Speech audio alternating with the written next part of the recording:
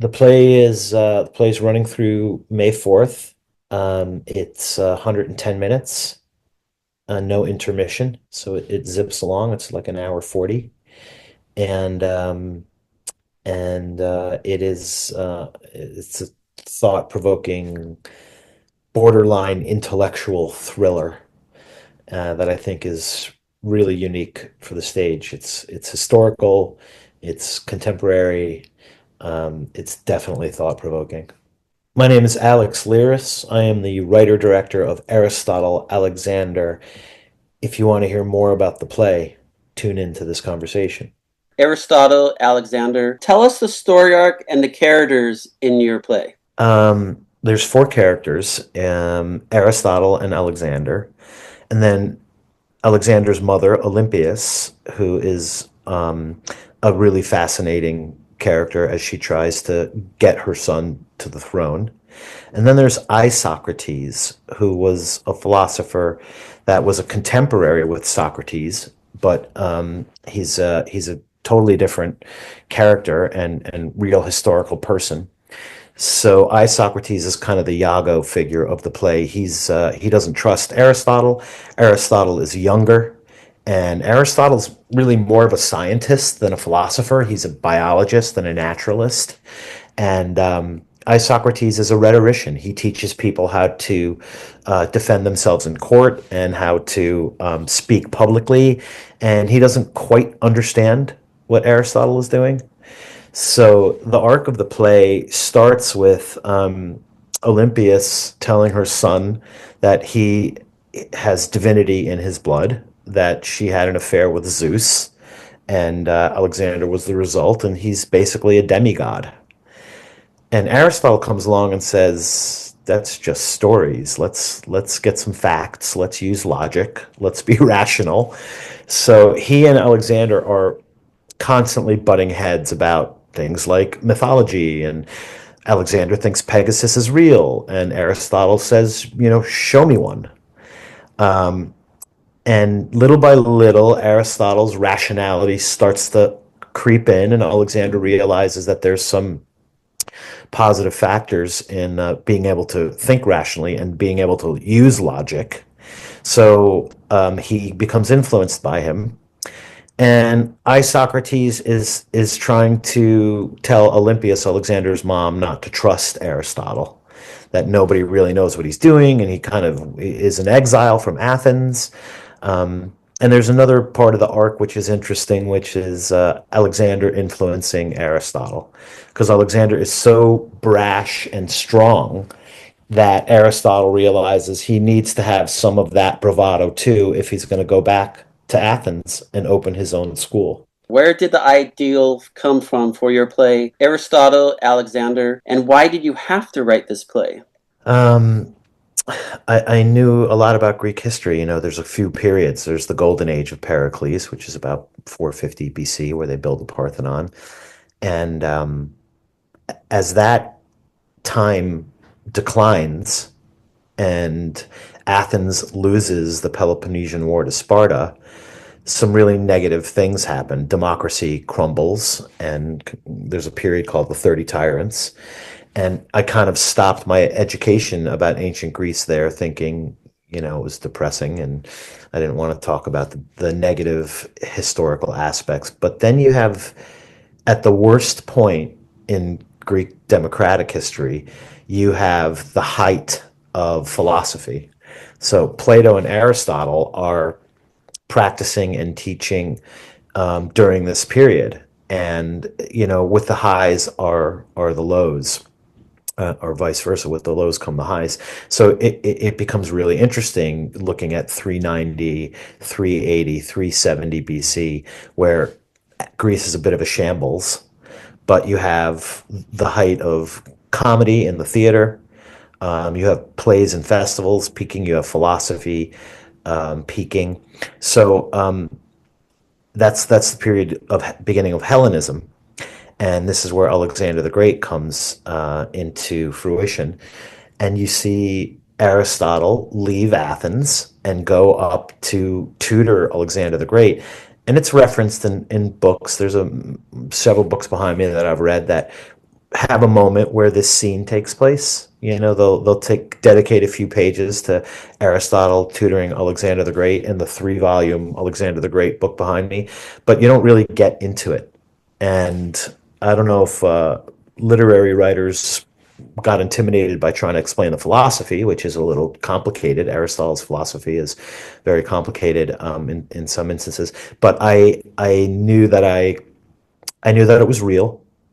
I knew that it was fascinating to have two figures of this stature cross paths, and not just cross paths, but butt heads. I mean, this is a teacher student debate in a lot of ways. So it was inherently dramatic.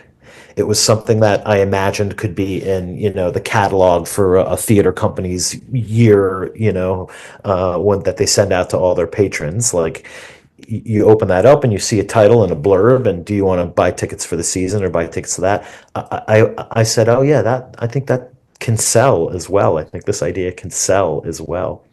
Everybody knows a little bit about these two. So that was the kind of the birth of the idea, and also the ability to go back to Greece, to go back to these areas and visit them is pretty amazing. We can go to Aristotle's home, we can go to his school in Athens. There's a phenomenal museum in Pella, in where the castle was for Alexander the Great's father, Philip. And I mean, it's just one of the coolest museums in the world. They built a museum over King Philip's tomb, which they found in the 70s, and it's been verified, and the artifacts are amazing. So to go there and write there, also the school, Aristotle's school in Mieza, was part of the compelling inspiration for creating the play. And in the play, incidentally, I have a lot of sound effects. I have cicadas because it's the summer and the cicadas are going, and I have crickets and goats, and all of them I recorded at the location at Aristotle's school. So there's an immersive authenticity to the sound design of the show. Is it easy or more difficult to create a play based on real history and real persons? Is there more of a stress, or easier? Does the story flow easier out of you because you already know the story in a way? Yeah, I think, anytime you're handling a historical event, it's challenging. If you get it wrong, you're gonna piss a bunch of people off who have dedicated their lives to studying this stuff. And but this was a really ripe for creativity because there's a lot that we know about the time period. Isocrates, for example, we have his letters that he wrote to Philip, and we know what Aristotle was writing at the time and studying at the time. So we have his writings, and then there's a lot of history written about Alexander. It's written hundreds of years later. Some of it is close to the time that Alexander was there, but we have stuff from Marcus Aurelius and Strabo and all these other writers who are writing years later. But a lot of it feels legit. So you have to include that in this. You can't just wing it. But that part was fun because I've dedicated a lot of time to the research. And then there's the stuff that we can think happened. Certainly, in 3 years of educating Alexander, they must have had their arguments and their tiffs and their fights. Alexander was royalty, and I'm sure he was very arrogant and entitled. And Aristotle was potentially on the spectrum. He was a genius to such a degree that he must not have related to people like a normal person. They call his nickname was the Brain. So I think, yeah, this was tricky. It's always tricky to reenact something historical, but it's also the fun part of the challenge. What are the main themes of Aristotle and Alexander? It's about education in a lot of ways, and it tackles a bunch of subjects that are relevant today. It's talking about how democracies decay. It talks about how tyrants seize power. In ancient Greece, there were good tyrants and bad tyrants, but a tyranny was not a democracy. It was a one man rule. So sometimes there was a tyrant who would change things for the better. And so tyranny is a theme. Another theme is kind of proto-feminist theme where Olympias challenges Aristotle about Aristotle's writings about women, because Aristotle was quite brilliant about some things and rather stupid about others. He thought women should be confined to the home. He didn't think they should vote. He didn't think they should be part of the political structure. So one theme is her just, using evidence against him, against Aristotle, to make the point that women are not only worthy but necessary for a healthy city. And then I think the final theme is just about what do we value? Do we value power alone? Um, Alexander thinks that he want that war is the natural state of man, and he wants to conquer. And Aristotle says, what happens after you conquer? What happens after you win? Are you setting up a city to thrive, or are you just laying waste to everything? And this influence is probably the biggest influence that occurred in the time period where Alexander did not set fire to Persepolis. He did not burn down Susa like his father would have. He left these places intact. Learned about their cultures all the way through. Hellenism spreads all the way through Egypt and Alexandria, and so that was probably Aristotle's influence to say, "Hey, these cultures have a lot to offer." How is this play so relatable now? Yeah, I mean, we're dealing with it. Alexander just wants to say what the law is and have that be the law, and Aristotle is trying to imbue a little bit of a little bit of perspective into that by saying, you need to if you don't have any law, it's going to come back to bite you. You need to have a system where people can rely on the system. So I think that's big. I think there's a lot of denialism versus hard science versus denialism. This is another big thing where Alexander's saying, why don't I just believe? People will believe what I tell them. Why can't I just tell them what I think and have that be the rules of the game? And Aristotle says, people still think the world is flat 200 years after Anaximander proved it's a sphere by seeing the Earth's shadow on the moon in a lunar eclipse. So, we're seeing some really strange reversions today where knowledge is threatening and science is threatening, and don't read certain books, and that cycle unfortunately repeats. So I think there's a lot of moments in the play that are crafted to make us reflective about what's going on now. Talk about the actors that are bringing your play alive. I'd love to. They're really good. This is the second go round for most of the cast. We lost one Olympias. Our original Olympias, Joanna Calafatis, had to move to New York and is traveling the world. And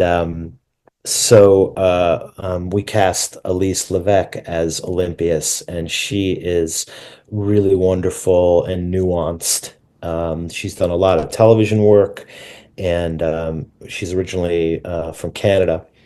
And she has just a really strong, three men and one woman. So she's got to balance out these other actors, and she's a dancer as well. And we have a really cool dance scene that she choreographed. She just has an empathy that is really beautiful with Alexander. Young Alexander is played by Nicholas Clary, and he is a really emotive and intuitive actor who's he's in his early 20s, and he's got to play a 14-year-old. So that's a challenge, but he has tackled it beautifully, has the enthusiasm and young testosterone driven kid who knows the Iliad and the Odyssey really well, mainly the Iliad because that's where all the fighting takes place. But he's a great trained actor. And then Andrew Byron plays Aristotle, and this is probably the most challenging role. I mean, how do you play a genius? He has done so much research, listened to the books. I mean, these books are hard to get through. Aristotle's writings. He's made his way through much of it. Yeah, he likes to interrogate the script. So pretty much every line and every word, he's caught some mistakes over the years. Now we've been at this for a year and a half. He's caught some mistakes or contradictions, so we've tightened the script because of him. And he's a British actor who's done plays in the West End with Woody Harrelson, and a writer of his own. Has a beautiful solo show. He's fluent in Russian. He's a really fascinating person, and I couldn't be happier with his depiction of Aristotle. He's nailing it. Very quirky, genius type behavior that he has invented. And the last actor is John Kapelos, who plays Isocrates. And John is our seasoned veteran. He is played the janitor in The Breakfast Club, and he's in a bunch of John Hughes movies, and he's done endless amounts of television. He's also a veteran of Second City in Chicago. So we've done some improvisations on the script, and those have become grounded and solid. And yeah, John is really funny and really amazing to work with. Do you also want to talk about your creative team, help behind the scenes? Sure. One of the producers, Matthew Quinn, is someone I've known for about 15 years. He ran Theater Asylum for a long time. Combined Artform is his company that he started with his wife Berta, and they're just on it. He's a seasoned producer with really good advice. So I'm grateful to him for taking the ride with me. My composer Andreas Vivos is an Athenian-born pianist who has gotten some PhDs, two PhDs at UCLA. He's a concert pianist and a composer, and he made a soundtrack and did sound design for the play with ancient instruments. So we're using an avlos, we're using a saz, which is like a bouzouki, but it's from Anatolia. Ancient drums, ancient like a bagpipe instrument. And I think the music is its own character in the play. It's pretty compelling and amazing to listen to it. I think it helps transport us back in time. Joel David did the sets. I've worked with him since the early 2000s. He is a craftsman and also a direct theater director. Uh, grateful to him. Justin Hewen does the lights and built the theater, the company of Angels that we're in. So he is also a gifted person. And Armando Molina is the person that made the play possible by helping us produce at Company of Angels, which has been around since the 70s. It's getting up to 70 years this theater's been around. To add on that, why did you want to have the world premiere of this production at Company of Angels? I think, it was just a great collaboration. And they have a deep cultural, they have cultural priorities. They are trying to make the world better, nudge the world in the right direction, as Tom Stoppard would say, by using theater. And they collaborate with Legacy LA, which is a youth center that helps empower kids' lives, young kids' lives, and send them off in the right direction. So, there are other theaters in town that were possible. But when I saw the space at Company of Angels, I everything felt right, including having a giant parking lot, which is always tough. Some people thought it was, a little further away, and I just have the attitude that once you're in your car in this town, it doesn't matter where you're going. It takes as long to get to Boyle Heights as it does to get to Beverly Hills. But yeah, so people are turning up, which is a joy. We were pretty much sold out the opening weekend, and we have shows tonight and tomorrow. So Company of Angels was definitely the right choice for us. What do you want the audience to get out of Aristotle Alexander play?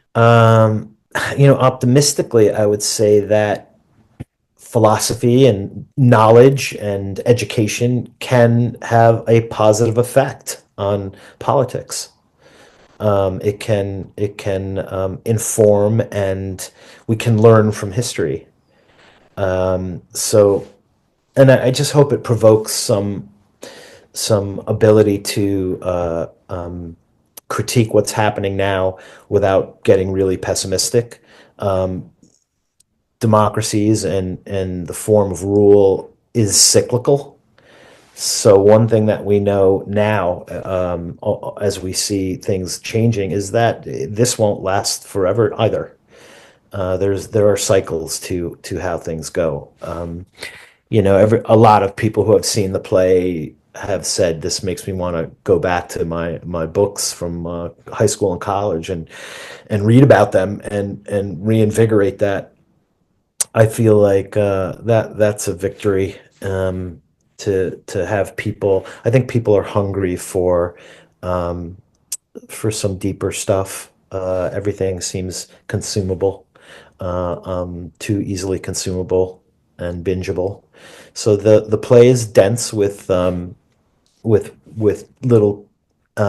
do you call it, Easter eggs that have double meaning, double entendre meaning, and hopefully people can spark some conversation after the play is over. As the playwright, when you're sitting down and watching your current play, what are you looking forward to? Oh, it never gets old. Watching actors find different nuances is a pleasure.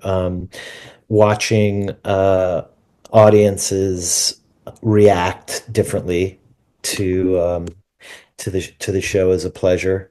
And then there's that moment where I directed this as well. So there's a moment where I wonder how I wrote this.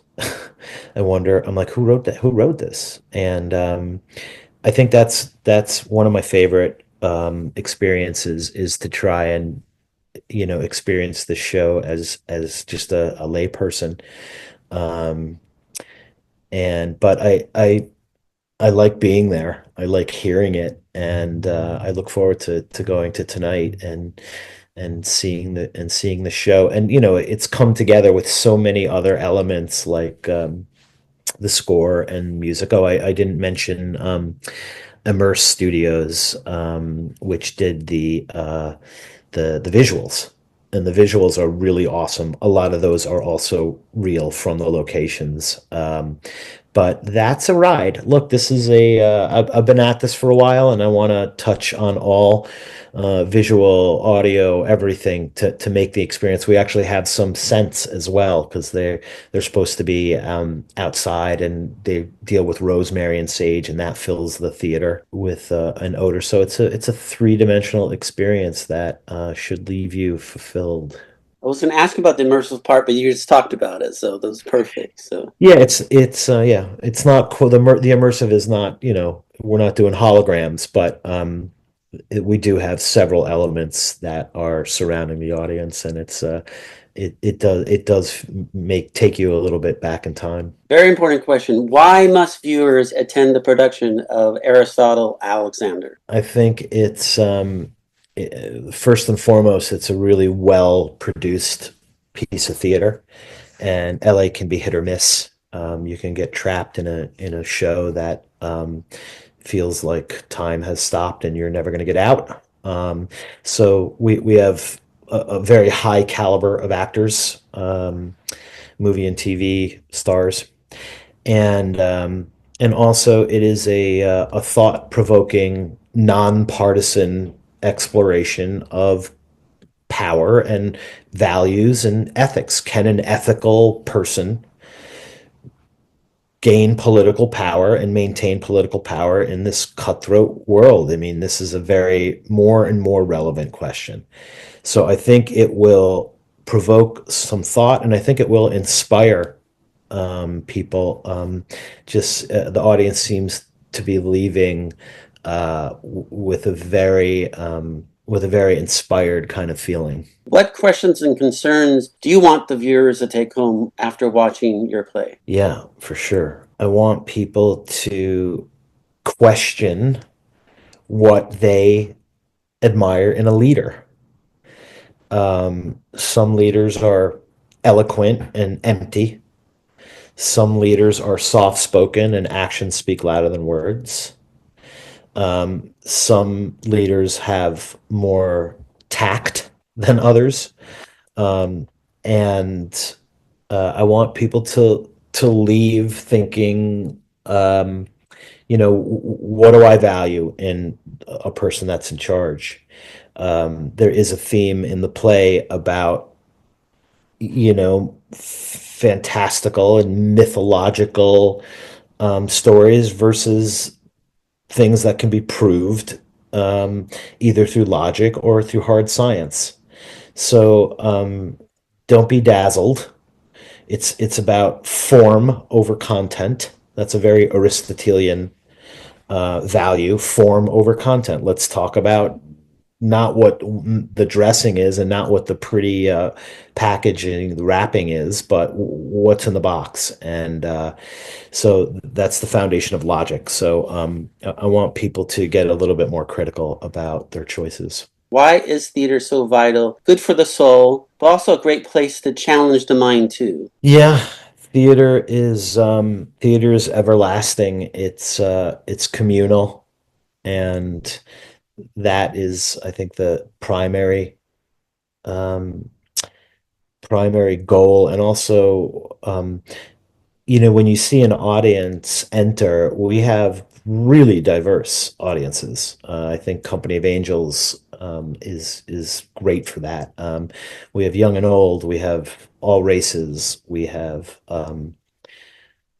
just a group of people that are curious, and that's fun. Sometimes I'll go to a show or a concert, and it's very homogeneous, and doesn't take away from the pleasure, but I like this setup because you don't know who's going to walk in.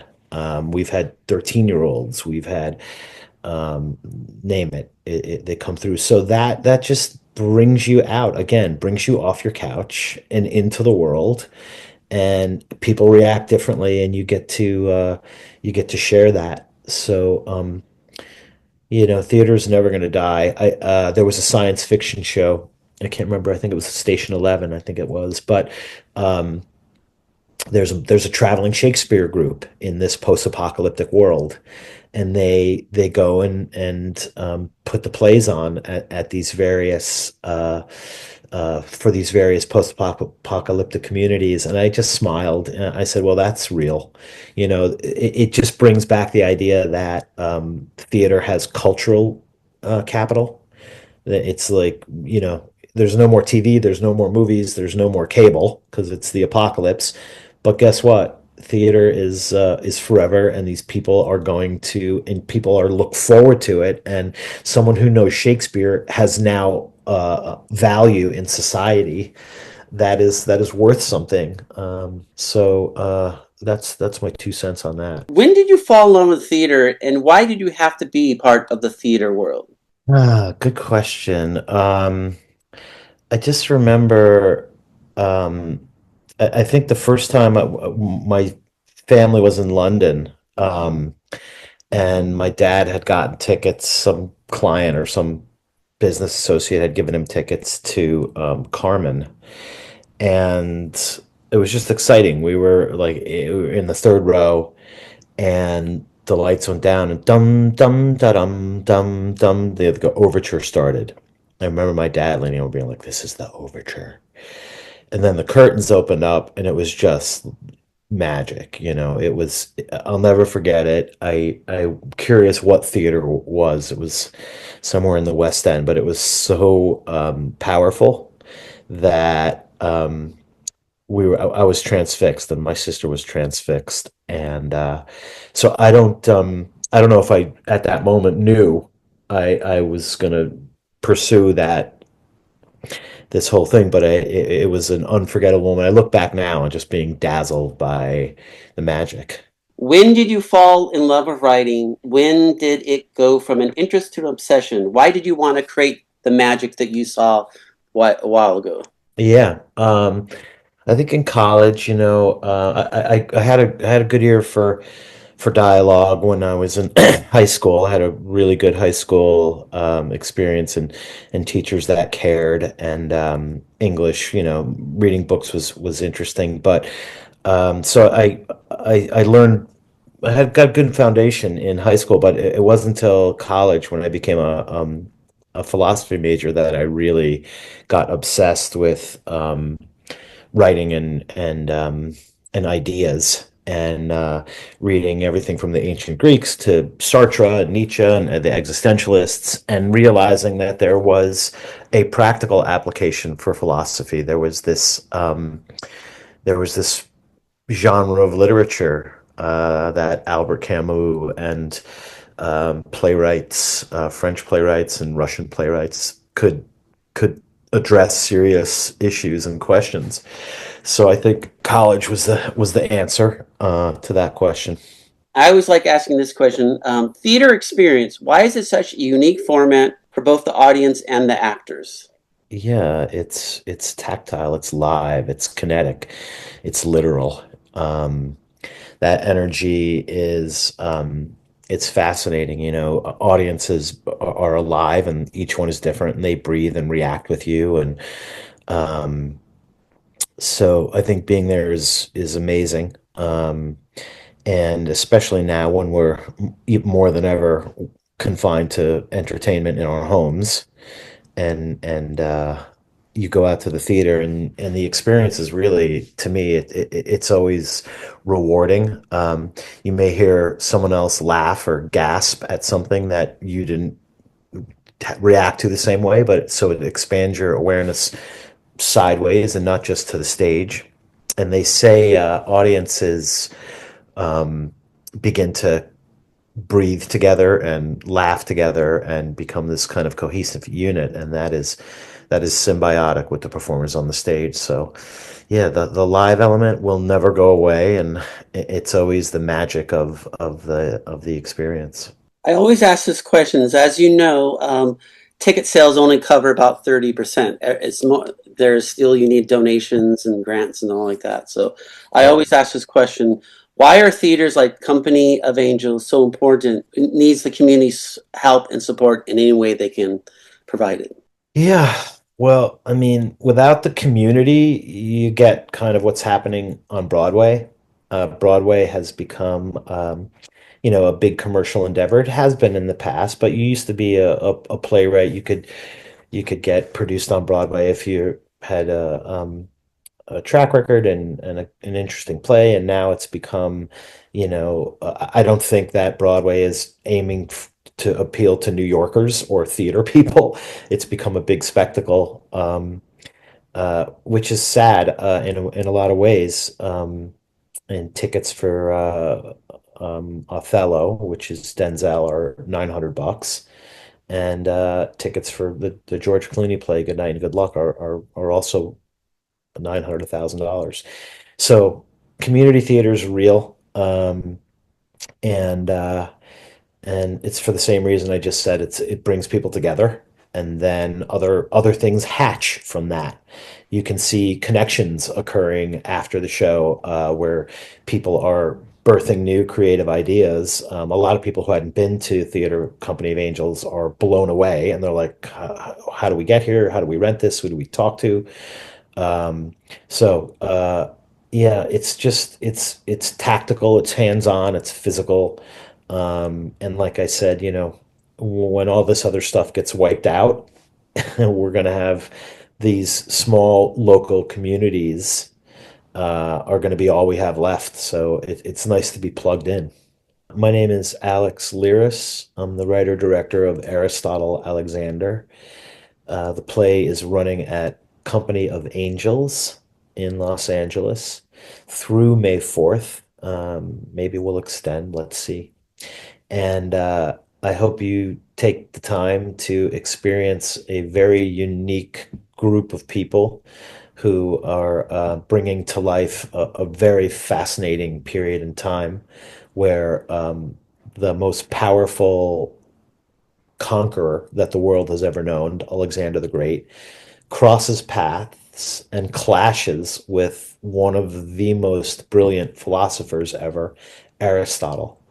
So you're going to see some fireworks, that's for sure. I'll see you at the theater.